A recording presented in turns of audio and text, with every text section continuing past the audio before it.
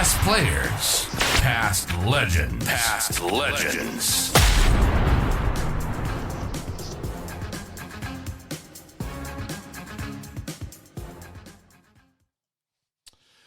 Tonight we're pleased and privileged to welcome Yankalilla and Sturt royalty and Greg Whittlesea. Sturt 81 to 90, 234 games, 88 goals, 4 games for Hawthorn in 91.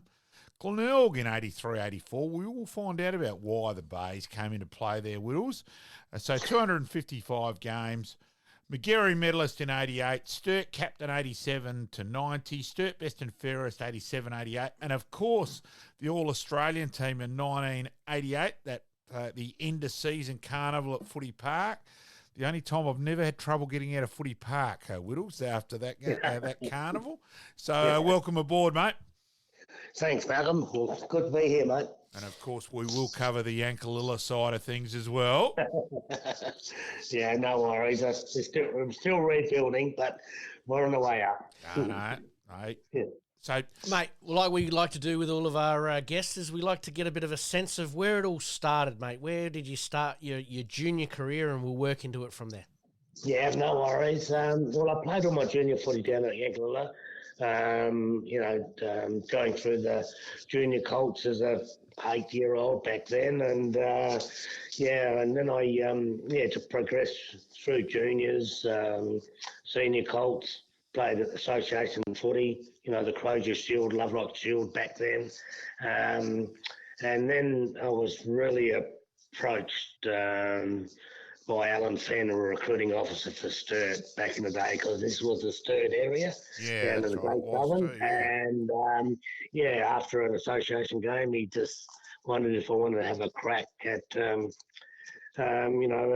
a bit of footy in town at Sturt. So, I played all my junior footy down here at Yank, and I'm still involved down here, with interest there. And, went to Erbray for a couple of years, and that really got me in Adelaide on with that side of stuff. So, I've got all my junior footy was here, and then I came back after my league career kind of finished for a few years, and retired about 5 times, as we all do in the country area. So, it was a good ride.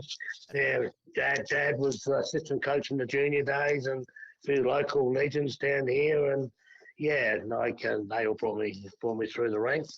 While we're talking about the whole Yankalilla side of things, that's where the link comes. So, Pete, I'm named after Uncle Malk Simons, a very, very prominent family with Uncle Malk and Auntie Bet, who had polio. And where Auntie Bet was famous for was making the cakes for absolutely everything down at Yankalilla, whatever weddings, everything. And so there is a photo in the Normanville Foodland of Uncle Malk with the horse side of things. With Malcolm. So there was a light horse brigade. That's the brigade I was trying to think of. And all the guys. So it was very much a big thing down here. All the with the light horse and any Anzac and any official functions. They were always there. And the cakes back in the day, I still remember as a kid. Like all the ladies had their afternoon teas and cakes, and even my mum was right into that kind of stuff. Oh, and you had there was community involvement, and you never starved in the country. No, there's always people looking after you. And then so you had the Hanrahans who were at Mount Compass, so that was Vin and Elaine. And their son, who could seriously play, and Matthew, who actually Nord were after when he got drafted by Collingwood. And he was a distinct chance. He was unlucky enough to have an accident at work and lost sight in an eye, and that stuffed the league side up. And then he ended up being a legend playing for Colac when Vin and Elaine moved from Mount Compass to. It's a pretty talented area down here for it's a breeding ground, like all country areas. You can go through every country area in the state, and there's some stories that could have been and could have, would have.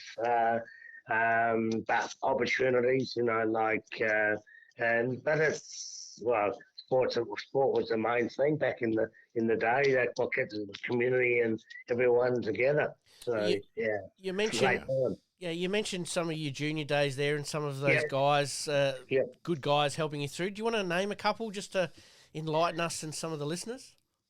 Well, back in the early days there, Max Cousin played a bit of footy back in for Mitchell Park. They came down and worked on the farm out there, and Dad, Fred Kelly, they were all local farmers, but they're always good in their own right, sporting wise, it was funny, really. I still remember a junior colt game. I probably wasn't getting a kick, and all of a sudden they just said I didn't know where to play me. I wasn't getting a kick anywhere, and for some reason they come and played me just to play at centre up back and see how you go. And ever since, I don't know if it was confidence or things happened, and guys like that, it's just opportunities, I suppose. But there was guys around, Andrew Maxwell or Barry Simons, which was they were skilled. We had skillful, very talented junior grades, and they were very good in their own right. They probably didn't have the opportunity to really go to town. Andrew Maxwell did have a go, but dairy farming background, he was committed to go back onto the farm, and it was just hard to travel back especially in the early days when we had to go to town. The commitment, the commitment was just unreal. So, I'm trying to work out the eras here and all that. I reckon it may be fractionally before you. Michael Palm was down at Yank and played a year at Yank. And that's David's brother, David, Pete. And Wally Miller regards him as the biggest one who ever got away. He really rated Michael big time. And then he went down to Penola. I think in the real estate in stock agent. Yeah, that's right. I think deep down, Michael does wonder how far he could have gone and all that. So, it was a great player. But back in the day, we had Brenton Hartfield. That's right. He coached in '85, which was our last grand final win. Dean Conda came down and played. We had Renfrey and Jarvis came down. So we've had some talent down there, but we just unfortunately found it hard just getting the ultimate, winning the big dance. Steve Lewis, which is Ryan. We've had played in grand finals, but fell over that last hurdle, which it's so hard, I do remember. I've forgotten that Brenton was down. I remember that Jarvo and Dino played down there. Yeah. All right. So when you're at Urbray and all that. So did you play any juniors for Sturt or just straight seniors? Yeah. No, I went to Urbray and actually played in the 1980 Tour Cup side, which went to Perth, and that was really just started the Alan Stewart, the Dean Schultz. That was an era where we actually won it for a long time over there. There was Kerners, there was McDermott, Bradley, and there was one of that team, I think, with the next 2 years, three-quarters of that side played league footy for their respective league clubs.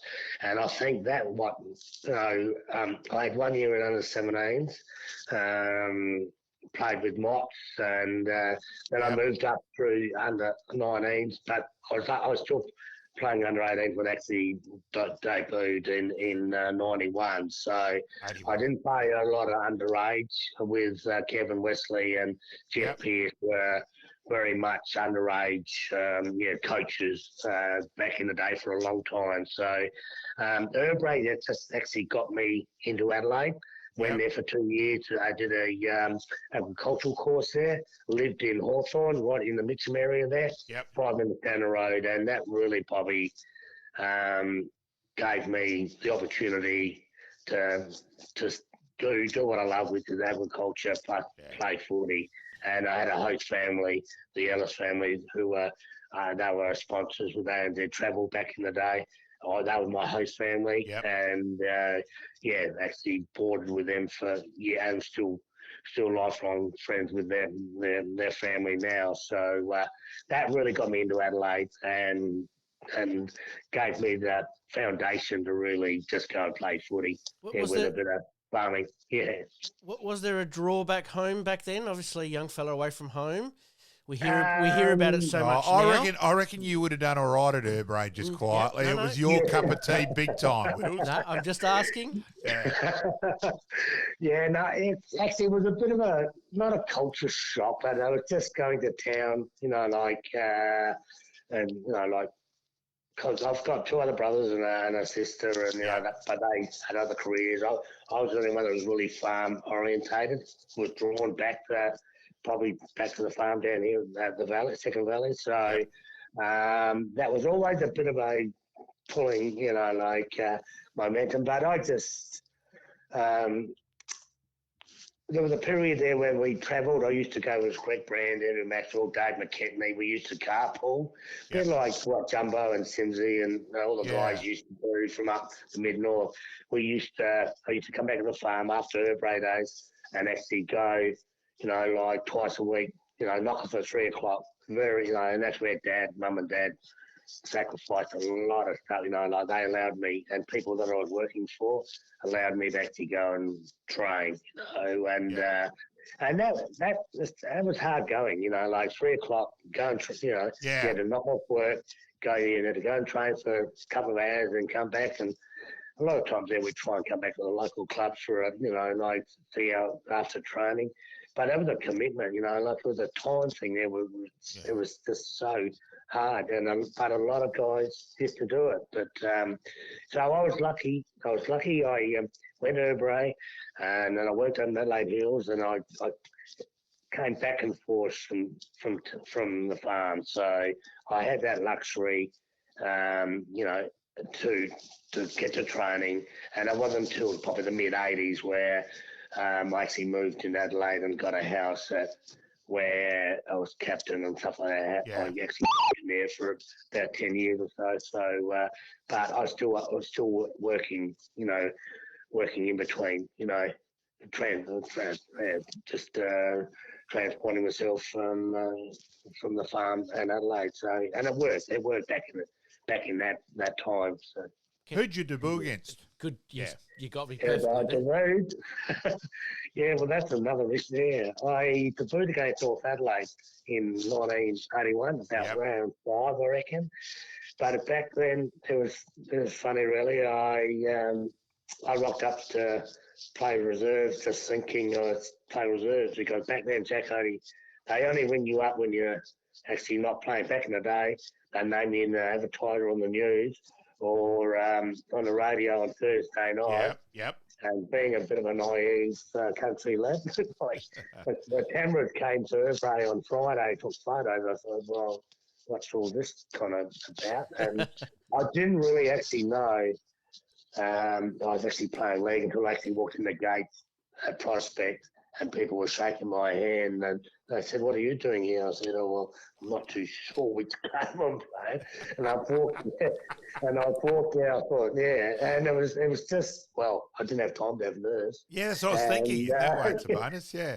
And then Jack Cody, 5 minutes before the game, said, "Oh, don't worry about playing back pocket where you've been playing. Just go up and have a kick in the half-forward flank." So I didn't really have much time to really, and just do what you do. And that was my kind of pre-game stuff from Jack. And and we won the game. I kicked the 3 goals or whatever, and was lucky enough to kick a goal pretty close to the end that got us over the line. So even better. Yeah, Even better. Do you remember who you stood that day?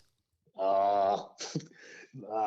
No, that's okay. Probably Riley's. They would have been back then. It would have been the Rileys, and probably I don't know if Brent Phillips was all running around back there. Then I'm not too sure. I probably was oblivious and probably didn't know. Nah. So 2 minutes ago, just went out and grabbed the footy. Wow. Yeah. So Sturt were on a bit of a build there as well. So played finals in 81 and in 82, and then, of course, the Yeah. grand final in 83. But you Yeah, go through yeah. that sort of time, and under Jack Odie as well. Yeah, well, Jack only was, it's just a privilege. I know it was towards the end of his career and like coaching career, but like just his philosophies and stuff and opportunities.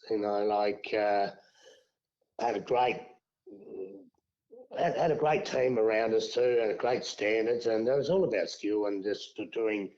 I was pretty quiet like back then though. Like you did what you had to do, and if you made a mistake, you soon get told by not only Jack but probably the players too. Yeah. And it was just it was just a great build up. There was a few guys come through with me in the underage, all there together. So and towards the end, I know ill health. Like he had his hip and a few issues, and then John McGuinness kind of filled in, like a few games here and there. So, but it was,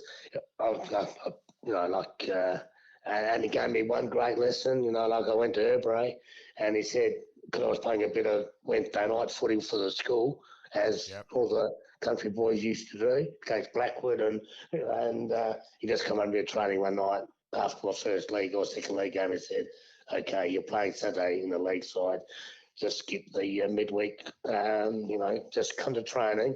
Don't worry about because you could get hurt. There are other things that could happen. You're going fair enough. Yeah, and that was great. That was a great exposure, great and a privilege to know that like Jack did have an influence in my especially in my early career, and gave me the opportunity to play league footy. So obviously in the early 80s, late 70s, early 80s, there was some fantastic rivalries born. What are your memories of some of those? Because obviously as a supporter, I'm a little bit younger than Malcolm, but as a supporter, I enjoy going back and watching some of those between Sturt and Port and Sturt and Norwood and Glenelg sort of thrown in there a little bit as well. Yeah. No, well, there was always rivalries against all clubs in their own different areas. Exactly. We had moments, you can go through every club, down at Port Adelaide. I used to love going out to play at Alberton. You always get poked by a couple of old girls with umbrellas at the bowling club when you're running out of race. And if you play well and you kind of run into them or after the game or you actually snag a win down there, which was pretty hard down at once you go past the cemetery and Port Road. But then all of a sudden I was really good friends with, like Tony Giles and Greg Phillips and Kuchi, and then some of these supporters had come back in and said, "Why are you?" Yeah, but I was lucky enough to play state footy with these guys too, and it was just a bond that we, and Braddles and when Motts and all these guys, and then they've gone. He's not that bad a guy, but we still hate you, But that's all right. No, Centrals, Centrals, Norwood, we've all got. Yeah. And Sturt, we've all got our own, your own agendas or your own. You love your club no matter what. So, but we do have opportunities, but really, when you're playing the game, you just try and block it out as much as you can. And if you're playing well, you don't even. And I think. Yeah, but back in the day though, we used to catch up with a lot after the game, and just mingle. I think that's the modern game. Unfortunately, I don't think that's enough. You're not approachable to just the supporters and buy them a drink and talk. Like to say, oh, you're too good, or you play too well. Yeah. That's how it is. It's still a sport, but I know it's passionate. But trying to get back to the best in everyone. Trying to get back to that tribalism of your area and your turf, and you want to defend it at all costs. Oh, and Whittles, that was the era too, in terms of it was Sam's disco on the Saturday night. Then it was the Bay disco on the Sunday night. And if something had happened in a game, it was always sorted out. We all knew what had happened in every game. We'll get you next time, or Well, you usually come down to the finals and whatever, and if you're still there. But yeah, there was Lenny's, there was like the social side of stuff. You played hard on the ground, really hard on the ground, but you still, you still had fun, and I've met a lot of friends out after, in the social side of that as Bloody well. oath. So, and I think I was just privileged, just lucky enough to play in the 80s, I think, financially probably not. They just say all the money, but I don't know. A lot of people have said, how would you go now with the professionalism? I said, yeah, I don't know. The way I used to play, still might have the skill, but just the rules of the game, and it would be different. We would have to adapt. So So no, I'm glad I've had my time. Through that. Yeah, and met a lot of people through it. What's your memories then of 83 under John Halbert, of course? Yeah, Sturt, 83. Westies, Yeah, and like that was a year that we could have, but we, Westies were the dominant side. Westies were a bloody good side. Yeah, we lost to you guys, Norwood, Yeah. in the first semi, I reckon. Qualifying, yep. But then we bet you in the prelim, Yes. and but we got injuries along the way, and we just and Westies were cherry ripe, and it was 30. I still remember going to the grand final. I got through the prelim all right, but I was pretty sore and hardly trained. As I was only an 18-year-old, and I did get through the game, but I had to go in. A great experience, but we needed all the luck and everything to go right. Unfortunately, Jumbo, they played him well. Burgess did a very good, because Jumbo had kicked 10 against us in the prelim. Tony Burgess did a fantastic job on Jumbo. And look, Westies, you think Mike Smith, Roger Luders, Peter Muret. There was Prez, like Muret. It was an unbelievable forward line. They were a class, I know, we got them like early in the year then when Curls put Pete Winder on him and Jumbo kicked that 15 or whatever. But he never changed. He said, oh, no, well, don't worry. No, that's a learning curve for poor young Wimps, I reckon, his young Peter, I reckon, he said.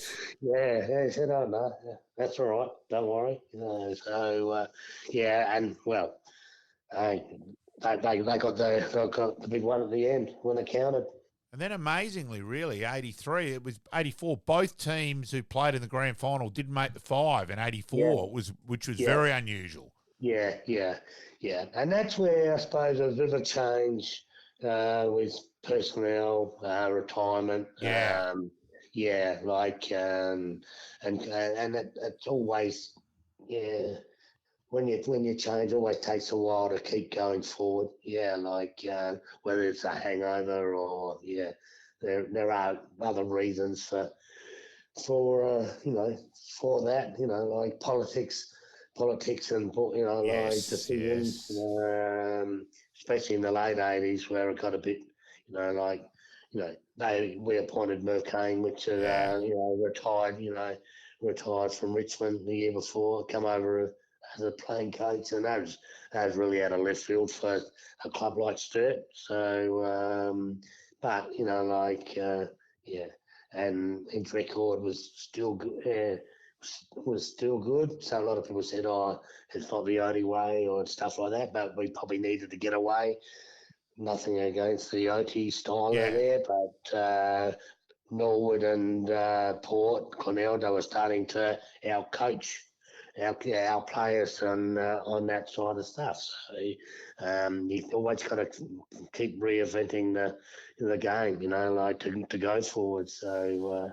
And unfortunately, let's be honest, the Merv Keen bit's not Sturt's finest hour, and they probably played, they played the consequences for quite a few years after that. It wasn't. It was. In hindsight, it was poor, and I think it was poor at the time. I think a few of us thought that. And back in the day, that's when we actually lost Adelaide, Unley Oval. We went to Adelaide, our home ground. Well, that was always going to be a negative because how many games would we win at a home ground? And that was not misinformation, but we all thought we were going to get on the front foot and double headers and all that in the NSL. And that was all the big thing back in that late 80s. And but we couldn't get back down there. We couldn't even train there. It was just I think Sturt basically got sold to Furphy on that.